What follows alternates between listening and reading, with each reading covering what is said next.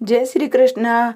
माघ मास में श्रीमद् भागवत महापुराण आज संपूर्ण अध्याय हम सब मिलकर सुनेंगे। श्री कृष्ण भगवान की जय।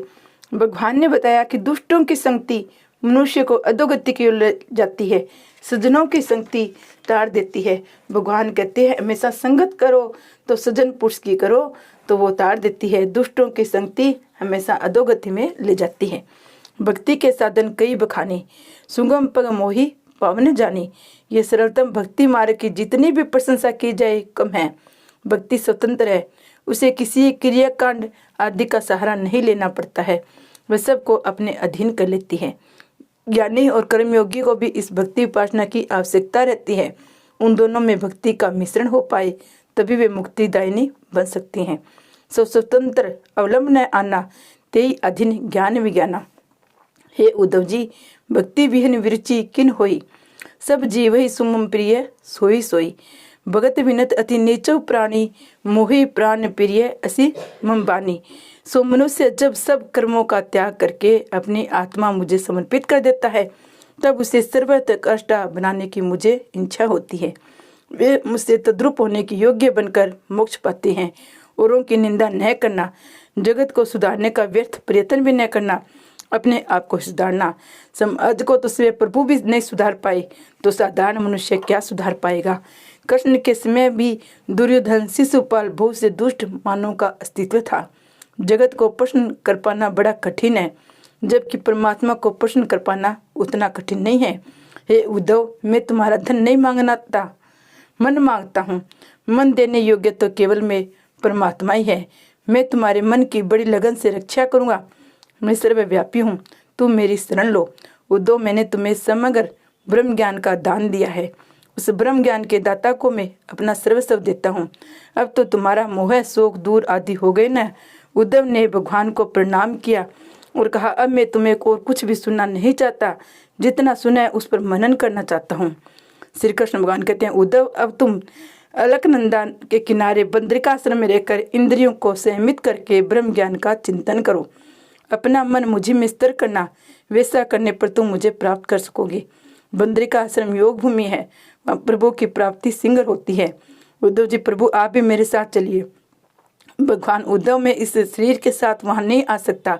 मैं चैतन्य स्वरूप से तुम्हारे हृदय में हूँ, तुम्हारा साक्षी हूँ, सो चिंता न करो। तुम जब भी आतुरता और एकाग्रता से मेरा स्मरण करोगे तो मैं स्थित हो जाऊंगा, अन्यथा वैसे तो अकेले ही आना जाना है। जगत में भी सभी जानते हैं कि अकेले ही जाना है। फिर स्त्री पुरुष एक दूसरे से आसक्ति रखते हैं। इस संसार के सभी संबंध मिथ्या है, असत्य है। एक श्रीमंत नगर सेठ का जवान पुत्र रोज महात्मा की कथा सुनने को जाता, किंतु समय से पहले उठकर चला जाता था। महात्मा ने एक दिन उससे ऐसा करने का कारण पूछा। योग महाराज, मैं अपने माता पिता का एकमात्र पुत्र हूँ।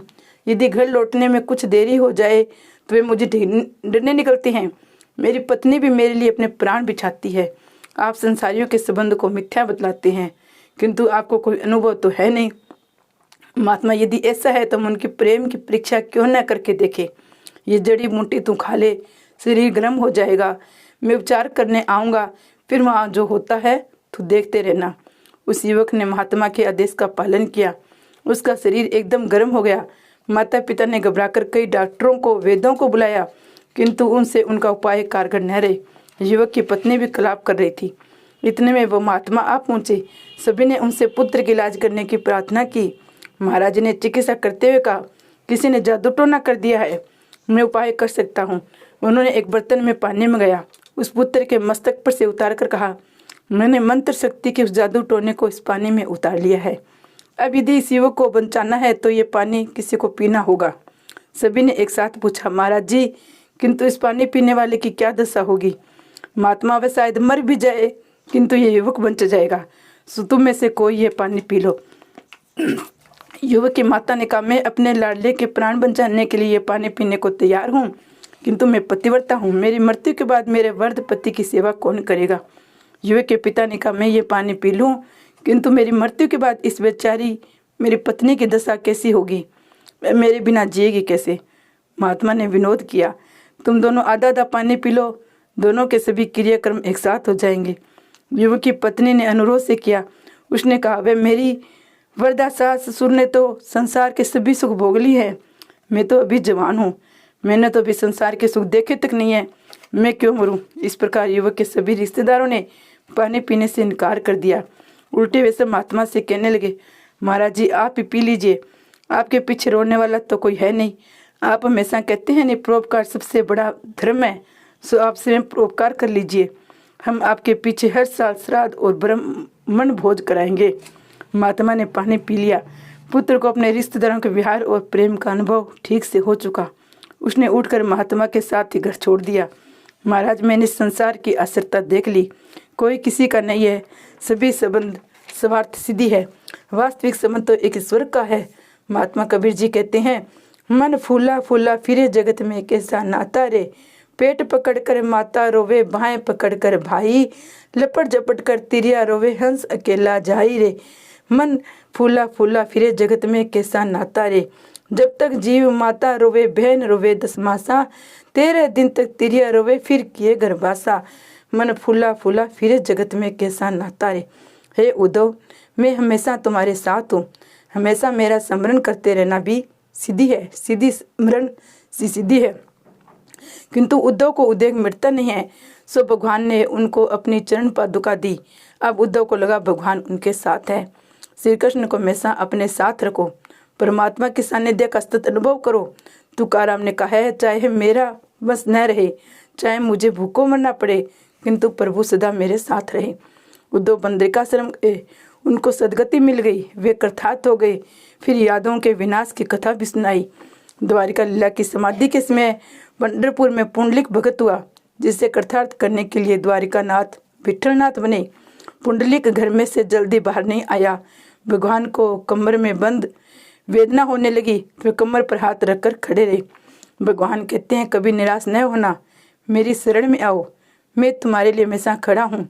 वे कटी पे हाथ रखकर यही सूचित करते हैं कि उनकी शरण में जाने वाले के लिए संसार केवल कटी भर ही गहरा है, उतने जल में कोई डूब नहीं सकता। उसने पापों को प्रायश्चित करके मेरी शरण में आओगे तो संसार सागर से तर जाओगे। श्री कृष्ण साक्षात परमात्मा है। वे पुंडलिक के लिए द्वारिका से पंढरपुर तक गए थे, वे अभी पंढरपुर में विद्यमान हैं। विठलनाथ के गुणों का वर्णन कौन कर सकता है। नेति नेति कह वेद पुकारे, सो अंग्रन पर मुरली धारे। शिव सन का अधिक अंत न पावे, सो सखी न संग रास रचावे।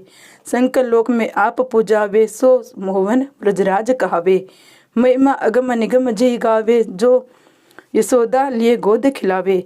जब तब से ध्यान न आवे, सो नंद के आंगन धावे। शिव सन का अधिक अंत न पावे, सो गोपन की गाय चरावे।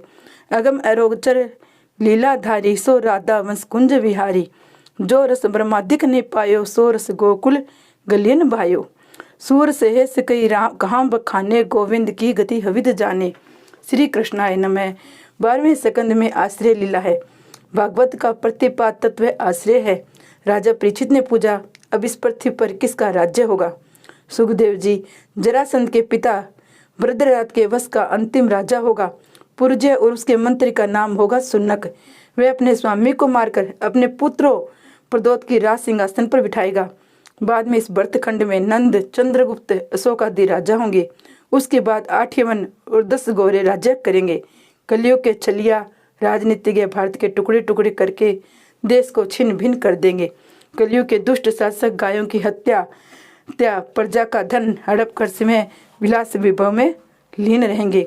कलियुग के ब्राह्मण वेद तथा संध्या से विहीन हो जाएंगे। अपने कुटुंब मात्र का पालन पोषण करना ही चतुराई मानी जाएगी।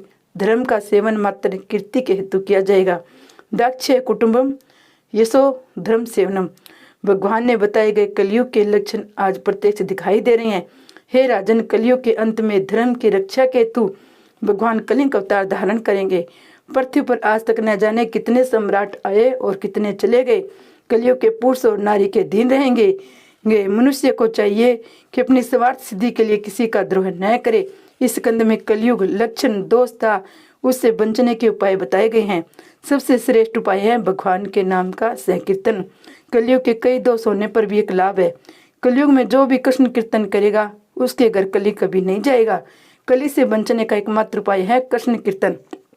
सुखदेव जी कहते हैं, राजन, कलियुग के अपलक्षण अनेक हैं। किंतु श्री कृष्ण का कीर्तन करने से सभी दोषों से, पापों से छुटकर प्रभु को पाया जा सकता है। सतयुग में विष्णु के ध्यान से, त्रेता युग में यज्ञों से, द्वापर में विधि पूर्वक विष्णु पूजा से जो फल मिलता था वही फल कलयुग में भगवान के नाम और कीर्तन से मिलता है। मृत्यु के समय परमेश्वर का ध्यान करने से वे जीव को अपने स्वरूप में समाहित कर देते हैं। हे राजन, तुम आसन मृत्यु हो, अतः अपने हृदय में भगवान केशव की स्थापना करो, वे तुम्हें परम गति देंगे। हे राजन, जन्म, जरा और मृत्यु शरीर के धर्म है, आत्मा के नहीं। आत्मा तो अजर और अमर है, सो मैं मर जाऊंगा ऐसी पशु बुद्धि का त्याग करो। घट फूट जाने पर भी उसमें समाया हुआ आकाश महाकाश से जा मिलता है। इसी प्रकार देहो तो सर्जन होने पर भी जीव ब्रह्ममय हो जाता है। हे राजन, आज तक्षक तुम्हें डसेगा, वह तेरे शरीर को मार सकेगा, आत्मा को नहीं। तुम्हारी आत्मा तो परमात्मा से जा मिलेगी, तुम शरीर से भिन्न हो। आत्मा परमात्मा का अंश है। राजन, मैं ही परमात्मा रूप ब्रह्मा हूँ, मैं परम पद रूप ब्रह्मा भी हूँ। ऐसा सोचकर अपनी आत्मा को ब्रह्मा से जोड़ लो। तक्षक काल भी श्री कृष्ण का ही अंश है। शरीर नाशवान है, आत्मा तो अमर है। जब तक मैं यहाँ हूँ तक्षक नहीं आ पाएगा। सो यदि कुछ और सुनने की इच्छा हो तो बताओ। राजा परीक्षित, महाराज, आपने मुझे व्यापक ब्रह्म के दर्शन कराए हैं, सो मैं निर्भय हो गया हूँ। श्रीमद् भागवत श्रवण के 5 फल है। नंबर 1 निर्भयता, नंबर 2 निसंदेहता, नंबर 3 हृदय में प्रभु को साक्षात प्रवेश, नंबर 4 सभी में भगवत दर्शन, नंबर 5 परम प्रेम। गुरुजी, मैंने 5 फल प्राप्त कर लिए हैं। प्रभु भागवत को प्रथम सगन सुनकर परमात्मा के दक्षिण चरण के, द्वितीय सगन सुनने में वाम चरण के, तीसरे और चौथे सकंदों को सुनकर दोनों हस्तकमल के, पंचम और छोटे सकंद को सुनकर दोनों जंगाओं के, 7वें सकंद श्रवण से कटी भाग के, अष्टम और 9वां सकंद सुनकर प्रभु के विशाल वक्षस्थल के दर्शन हुए हैं। 10वें सकंद के श्रवण से प्रभु में मुखारविंद नैनों के दर्शन हुए। 11 सकंद को सुनकर श्रीनाथ जी का ऊपर उठा हुआ हस्त दिखाई दिया। 12वें सकंद के श्रवण से मुझे लग रहा है कि श्री कृष्ण दोनों हाथों से मुझे बुला रहे हैं। अब तो मैं प्रभु का ध्यान धर रहा हूँ, मैं उनकी शरण में हूँ, मुझे सर्वत्र ही दिखाई दे रहे हैं। मैं उनके पास जा रहा हूँ, वे मुझे बुला रहे हैं, मैं कृतार्थ हो गया हूँ। हे महाराज, आपने न केवल कथा श्रवण कराया, प्रभु के दर्शन भी मुझे करा दिए। आपने बताया कि सारा जगत ब्रह्म रूप है, तक्षक जगत से पृथक नहीं है, वह भी ब्रह्म रूप है। मैं आपको बार बार प्रणाम करता हूँ, आपने मुझ पर बड़ा उपकार किया है। सुखदेव जी, राजन, तुम्हारे साथ साथ मैं भी कृतार्थ हो गया, क्योंकि मुझे भी कथा श्रवण का लाभ मिला है। तुम्हारे कारण मैं भी प्रभु में लीन हो सका हूँ, वे हृदय में विराजमान हुए हैं। राजन, अब मैं आगे की कथा कोई प्रश्न देखना नहीं चाहता। यदि कोई शंका हो तो पूछ सकते हो। ब्रह्मनिष्ठ होने के कारण मेरी दृष्टि तक्षक के विष को अमृत बना देगी। परीक्षित गुरुदेव का वंदन किया और कहा, अब मेरे मन को कोई शंका शेष नहीं है, आपकी कृपा से मैं निर्लेप और निर्भय हो गया हूँ। सुखदेव जी ने जाने की अनुमति चाहिए तो राजा ने उनकी पूजा करने की इच्छा व्यक्त की। राजा ने सुखदेव जी की पूजा की। उन्होंने राजा के मस्तक पर अपना वरद हस्त रखा। उसी क्षण राजा को परमात्मा के दर्शन हुए। जीव और ब्रह्मा एक हो गए। सन में भाग ले रहे सभी महर्षियों को परम आश्चर्य हुआ। व्यास जी सोचते हैं, मैंने अपने पुत्र को भागवत का अभ्यास कराया, किंतु जो तत्व सुखदेव जी जान सके वह तो मैं भी नहीं जान पाया हूँ। व्यास जी ने सुखदेव जी को प्रणाम किया। गुरुदेव सुखदेव जी अंतर ध्यान हो गई। राजा परीक्षित के शरीर में से एक ज्योति प्रकट हुई, माँ ज्योति के साथ मिल गई। तक्षक ने आकर राजा को डस लिया, किंतु वे तो कब के भगवान के धाम सिधार चुके थे। परीक्षित की भांति काल के आगमन के पूर्व ही परम धाम में जाने वाले को धन्य है। सूजी कहते, परीक्षित का मोक्ष मैंने स्वयं देखा था। इस प्रकार सभी पापों का नाश करता, इंद्रियों का नेता भगवान श्री हरि का भागवत में वर्णन है। कथा सुनकर जीवन में उतारोगे तो कथा श्रवण सार्थक होगा। सत्कर्म का कोई अंत नहीं होगा। जीवन के अंत तक सत्कर्म करते रहो। कथा श्रवण के समय वक्ता और श्रोता में जाने अनजाने कुछ दोष हो जाने की संभावना है, अतः 3 बार श्री हरे नाम का इस प्रकार बोलो। ऐसा जप करने से सभी दोष जल जाएंगे। मनुष्य ठोकर लगते समय, छींकते समय, दुख अवस्था में, विपदा में यदि श्री हरे स्वर का पाठ करे तो उनके दोष और दुख दूर हो जाते हैं और उसके पाप नष्ट हो जाते हैं। अंत में जिनका नाम से कीर्तन सभी पापों का नाश करता है, जिनके किए गए प्रणाम सभी दुखों को शांत करते हैं, उसी परमात्मा को श्री हरि को हम प्रणाम करते हैं। हरे राम राम राम हरे हरे, हरे कृष्ण कृष्ण कृष्ण हरे हरे। आज हमने पूरी संपूर्ण श्रीमद् भागवत कथा की। भगवान से कोई गलती हो तो माफ़ भी चाहती हूँ। श्री कृष्ण भगवान की जय।